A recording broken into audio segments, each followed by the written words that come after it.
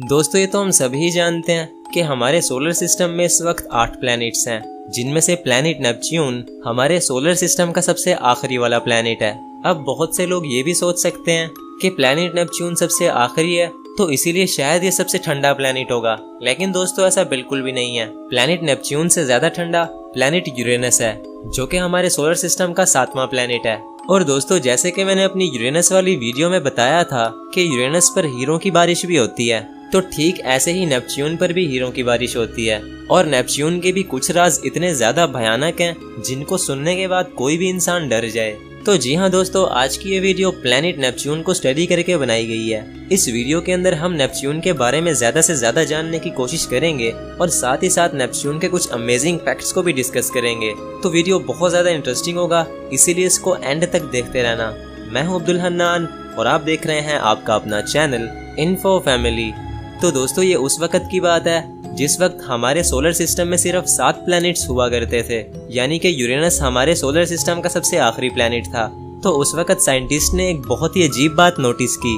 उन्होंने ये देखा कि हमारे सोलर सिस्टम का सबसे आखिरी प्लैनेट यानी प्लैनेट यूरेनस एक खास जगह पर आकर अपनी मूवमेंट के अंदर थोड़ी गड़बड़ कर रहा है। तो ये देखकर साइंटिस्ट और एस्ट्रोनॉमर्स बहुत ज्यादा परेशान हो गए, क्योंकि हमारे सोलर सिस्टम के सभी प्लैनेट्स न्यूटन के बनाए हुए ग्रेविटी के लॉ पर काम कर रहे हैं। लेकिन दोस्तों यूरेनस अकेला ऐसा प्लैनेट था जो कि न्यूटन के बनाए हुए ग्रेविटी के लॉस को फॉलो नहीं कर रहा था।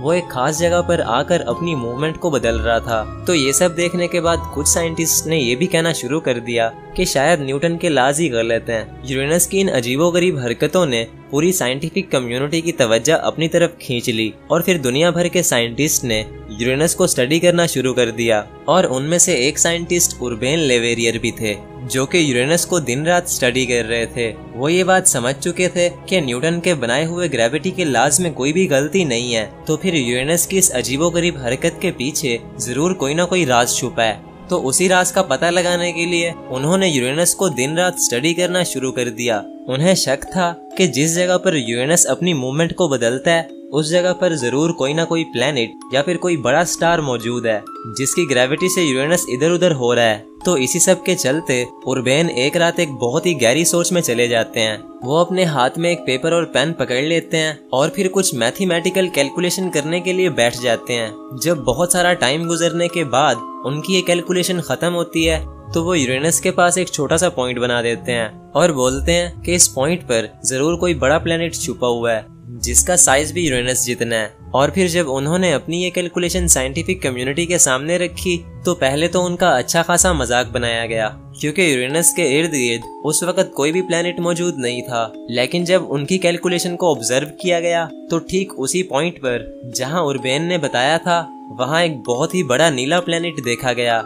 और जब उस प्लैनेट का मास और साइज कैलकुलेट किया गया तो ये पता चला कि उस प्लैनेट का मास और साइज भी लगभग यूरेनस के ही जितना है, यानी कि उर्बेन की वो कैलकुलेशन बिल्कुल सही थी। तो दोस्तों सोलर सिस्टम का अब 8वां प्लैनेट डिस्कवर हो चुका था जिसका नाम नेपच्यून रखा गया, जो कि एक रोमन देवता के नाम पर रखा गया था। और नेपच्यून हमारे सोलर सिस्टम का वाहिद ऐसा प्लैनेट है जिसको बगैर किसी टेलीस्कोप या फिर स्पेस क्राफ्ट के सिर्फ एक मैथमेटिकल कैलकुलेशन से डिस्कवर किया गया था, जो कि सुनने में काफी इंटरेस्टिंग लगता है। तो दोस्तों ये तो हो गई बात नेपच्यून के डिस्कवर होने की। अब हम जान लेते हैं कि नेपच्यून कैसा है और इसमें कैसे कैसे राज छुपे हैं। तो दोस्तों जैसे कि हम जानते हैं कि नेपच्यून हमारे सोलर सिस्टम का सबसे आखिरी प्लैनेट है, जो कि सूरज से 30 एस्ट्रोनॉमिकल यूनिट्स या फिर सूरज और जमीन से 30 गुना ज्यादा फासले पर मौजूद है, जिसका फासला सूरज से 5 बिलियन यानी 5 अरब किलोमीटर की दूरी पर है। और ये इतना ज्यादा है कि अगर एक स्पेस क्राफ्ट को अर्थ से नेपच्यून पर भेजा जाए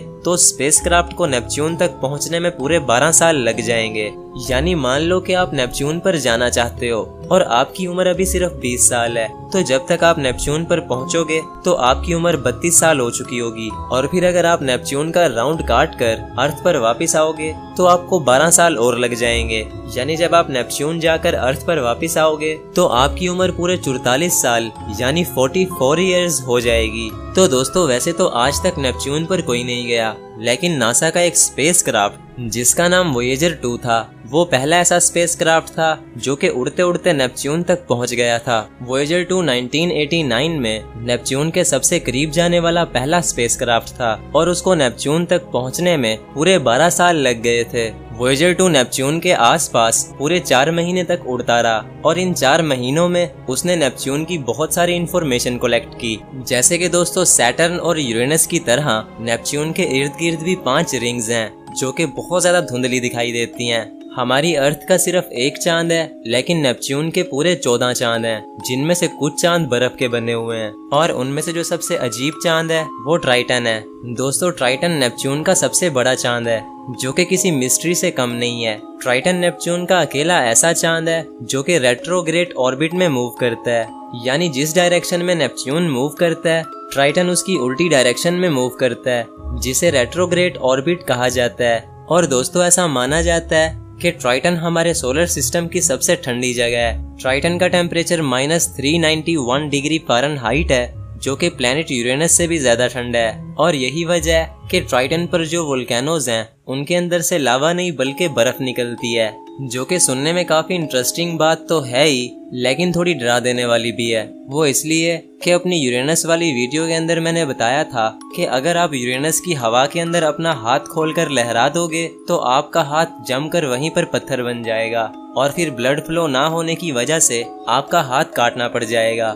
तो अब आप खुद ही इमेजिन कर लो कि अगर आप ट्राइटन पर हुए तो आपको सिर्फ अपना हाथ ही नहीं बल्कि और भी बहुत कुछ कटवाना पड़ सकता है। और दोस्तों जैसे कि हम जानते हैं कि नेपच्यून सबसे आखिरी वाला प्लेनेट है, तो यही वजह है कि नेपच्यून को सूरज के गिर्द एक चक्कर लगाने में सबसे ज्यादा वक्त लगता है। दोस्तों नेपच्यून को सूरज के गिर्द एक चक्कर लगाने में पूरे 165 साल लग जाते हैं और नेपच्यून पर एक मौसम पूरे 41 साल का होता है और नेपच्यून सूरज से सबसे ज्यादा दूर है। तो यही वजह है कि नेपच्यून पर सूरज की रोशनी बहुत ही कम पहुंचती है। दोपहर के वक्त भी नेपच्यून पर सबसे ज्यादा रोशनी इतनी होती है जितनी कि हमारी अर्थ पर सूरज डूब जाने के बाद हल्की सी रोशनी बचती है। यानी ऐसा समझ लो कि नेपच्यून एक अंधेरी घाटी है जहां रोशनी ना होने के बराबर है। और दोस्तों अब अगर बात की जाए नेपच्यून पर लैंड होने की, तो इसका जवाब है कि हम कभी भी नेपच्यून पर लैंड नहीं कर सकते और इसकी 2 मेन रीजंस हैं। पहली रीजन ये है कि नेपच्यून एक गैस प्लेनेट है और दूसरी रीजन ये है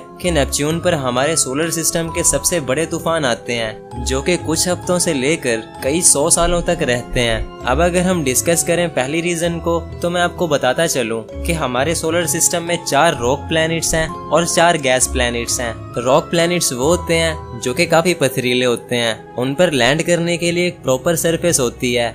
यानी इस हिसाब से हमारे सोलर सिस्टम के पहले 4 प्लैनेट्स रॉक प्लैनेट्स हैं, यानी कि मरकरी, वेनस, अर्थ और मार्स। और अब अगर हम बात करें गैस प्लैनेट्स की, तो दोस्तों गैस प्लैनेट्स पर लैंड करने के लिए कोई भी प्रॉपर सरफेस नहीं होती। ये प्लैनेट्स या तो खतरनाक गैसेस से बने होते हैं या फिर बर्फ और पानी से बने होते हैं। और हमारे सोलर सिस्टम के आखिरी 4 प्लैनेट्स गैस प्लैनेट्स हैं, यानी जुपिटर, सैटर्न, यूरेनस और नेपच्यून। तो यही वजह है कि आज तक किसी भी गैस प्लैनेट पर कोई भी स्पेसक्राफ्ट लैंड नहीं हुआ। और दोस्तों अब अगर हम बात करें नेपच्यून की, तो नेपच्यून हमारे सोलर सिस्टम का सबसे छोटा गैस प्लैनेट है, जिसकी वजह से वहाँ का एटमॉस्फेयर बाकी सब गैस प्लैनेट से काफी घन है। दोस्तों नेपच्यून पर लैंड करने के लिए कोई भी प्रॉपर सरफेस नहीं है, क्योंकि नेपच्यून की सरफेस पानी और बर्फ से बनी हुई है जो कि 17,500 किलोमीटर गहरी हो सकती है, जिसका कंपैरिजन अगर हम पैसिफिक ओशन से करें तो पैसिफिक ओशन भी 11,000 किलोमीटर गहरा है। यानी कि नेपच्यून के ओशंस की गहराई भी दुनिया के सबसे गहरे ओशन से भी हजारों किलोमीटर ज्यादा है, जिसको शायद इमेजिन कर पाना भी मुश्किल है। और हम जितनी गहराई में जाते जाएंगे टेम्परेचर उतना ही ज्यादा इंक्रीज होता जाएगा। साइंटिस्ट का ये मानना है कि नेपच्यून के कोर का टेम्परेचर 5100 डिग्री सेल्सियस है, जिसका कंपैरिजन सिर्फ और सिर्फ सूरज के साथ किया जा सकता है। यानी नेपच्यून ऊपर से जितना ठंडा है उससे हजारों गुना ज्यादा ये अंदर से गर्म है। और ये तो कुछ भी नहीं, नेपच्यून को अभी तक सिर्फ ऊपर ऊपर से एक्सप्लोर किया गया है, इसके अंदर उतर कर नहीं देखा गया। ना जाने इसके अंदर और भी कितने भयानक राज होंगे। तो दोस्तों अभी तक मैं सिर्फ एक पॉइंट को ही एक्सप्लेन कर रहा था, अब चलते हैं दूसरे पॉइंट की तरफ। दोस्तों दूसरा पॉइंट ये था कि नेपच्यून पर हमारे सोलर सिस्टम के सबसे बड़े तूफान आते हैं। जिनकी स्पीड 2000 किलोमीटर पर आवर से भी ज्यादा है, जो कि अर्थ पर रिकॉर्ड की गई अब तक के सबसे बड़े तूफान की स्पीड से भी 5 गुना ज्यादा स्पीड है। और नेपच्यून पर ये तूफान हर वक्त चलते रहते हैं। और दोस्तों, जैसे कि जुपिटर पर एक ग्रेट रेड स्पॉट है, वैसे ही नेपच्यून पर भी एक स्पॉट है जिसका नाम द ग्रेट डार्क स्पॉट है। साइंटिस्ट का ये मानना है कि the great dark spot Neptune पर चलने वाले सबसे बड़े तूफान है, जिनकी स्पीड अब तक रिकॉर्ड होने वाले सब तूफानों की स्पीड से ज्यादा है। और दोस्तों, ये स्पॉट कोई छोटा मोटा स्पॉट नहीं है, बल्कि ये इतना बड़ा है कि इसके अंदर हमारी पूरी अर्थ फिट आ सकती है। और दोस्तों, इसी के साथ हमारा दूसरा पॉइंट भी क्लियर होता है। फर्स्ट पॉइंट ये था कि नेपच्यून एक गैस प्लैनेट है, और सेकंड पॉइंट ये था कि नेपच्यून पर हमारे सोलर सिस्टम के सबसे बड़े तूफान आते हैं। यही दो मेन रीजंस हैं जिनकी वजह से नेपच्यून पर कभी भी लैंड नहीं किया जा सकता। और दोस्तों, अब बात कर लेते हैं नेपच्यून के साइज की। दोस्तों, नेपच्यून का साइज लगभग यूरेनस के ही जितना है, लेकिन बस यूरेनस से थोड़ा छोटा है, जिसकी वजह से नेपच्यून हमारे सोलर सिस्टम का चौथा सबसे बड़ा प्लेनेट है। यूरेनस की तरह नेपच्यून की चौड़ाई भी हमारी अर्थ से 4 गुना ज्यादा है। और दोस्तों, नेपच्यून के अंदर भी हमारी अर्थ जितने 50 से ज्यादा प्लैनेट्स फिट आ सकते हैं। और दोस्तों, अगर आपका वजन 45 किलो है तो नेपच्यून पर आपका वजन 50 किलो होगा। यानी नेपच्यून पहला ऐसा गैस प्लैनेट है जिसका ग्रेविटेशनल पुल अर्थ से बहुत ज्यादा सिमिलर है। और दोस्तों, जैसे कि अर्थ पर एक दिन 24 घंटे का होता है, तो वहीं अगर हम बात करें नेपच्यून की, तो नेपच्यून पर एक दिन सिर्फ 16 घंटे का है। यानी कि नेपच्यून की रोटेशन अर्थ से काफी ज्यादा फास्ट है। और दोस्तों, अब अगर बात की जाए नेपच्यून के कलर की, तो नेपच्यून का कलर ब्लू है। तो अब आप जरूर ये सोच रहे होंगे कि नेपच्यून का ये ब्लू कलर या तो उसके ठंडा होने की वजह से है या फिर वहाँ पर मौजूद पानी की वजह से है। लेकिन दोस्तों, ऐसा बिल्कुल भी नहीं है। नेपच्यून का ये blue colour actually methane gas की वजह से है। नेपच्यून पर मेथेन गैस बहुत ही ज्यादा है, जो कि सूरज से आने वाली लाल रोशनी को अब्सॉर्ब कर लेती है और फिर नीली रोशनी को रिफ्लेक्ट करती है। यही वजह है कि नेपच्यून ब्लू कलर का नजर आता है। और नेपच्यून को द ब्लू प्लैनेट यानी नीला सैयारा या फिर नीला ग्रह भी कहा जाता है। और दोस्तों, जैसे कि यूरेनस पर हीरों की बारिश होती है, ठीक वैसे ही नेपच्यून पर भी हीरों की बारिश होती है, क्योंकि नेपच्यून के अंदर भी हाई प्रेशर पाया जाता है। और जैसे कि मैंने वीडियो के शुरू में बताया था कि इस नीले प्लैनेट को उर्बेन ले वेरियर ने मैथ्स के फार्मूलाज की वजह से ढूंढा था। लेकिन यहाँ कहानी में ट्विस्ट ये है कि उर्बेन पहले इंसान नहीं थे जिन्होंने नेपच्यून को डिस्कवर किया। उर्बेन से भी पहले एक इंसान ने नेपच्यून को देख लिया था, और वो इंसान और कोई नहीं बल्कि टेलीस्कोप के इन्वेंटर और एक बहुत ही मशहूर एस्ट्रोनॉमर गैलीलियो थे। गैलीलियो ने 1613 में ही नेपच्यून को देख लिया था, लेकिन उन्हें लगा शायद ये कोई स्टार है, क्योंकि नेपच्यून अर्थ से बहुत ज्यादा दूर था और उस टाइम पर कोई खास टेक्नोलॉजी भी नहीं थी। तो गैलीलियो ने अपनी बहुत सारी ड्राइंग्स में नेपच्यून को ड्रॉ किया था, लेकिन एक स्टार के तौर पर। तो दोस्तों, ये थी डॉक्यूमेंट्री द ब्लू प्लैनेट की, यानी कि प्लैनेट नेपच्यून की। आज तक सिर्फ एक स्पेसक्राफ्ट ही नेपच्यून के करीब गया है, यानी कि नेपच्यून को अभी तक सही से स्टडी नहीं किया जा सका। हो सकता है इस ब्लू प्लैनेट के अंदर अभी भी बहुत से राज छुपे हों जो कि डिस्कवर होने का इंतजार कर रहे हों। तो बस इसी के साथ साथ आज का हमारा ये वीडियो खत्म होता है। ये वीडियो बहुत ज्यादा रिसर्च और मेहनत के बाद बनाया गया है, तो इसीलिए इसको एक लाइक जरूर करना। और रुको, लेफ्ट पर प्लैनेट यूरेनस का वीडियो है और राइट पर प्लैनेट मार्स का। इन दोनों में से किसी भी एक वीडियो पर क्लिक कर लो। तो मैं मिलता हूँ आपसे किसी नेक्स्ट वीडियो में, तब तक के लिए अल्लाह हाफिज।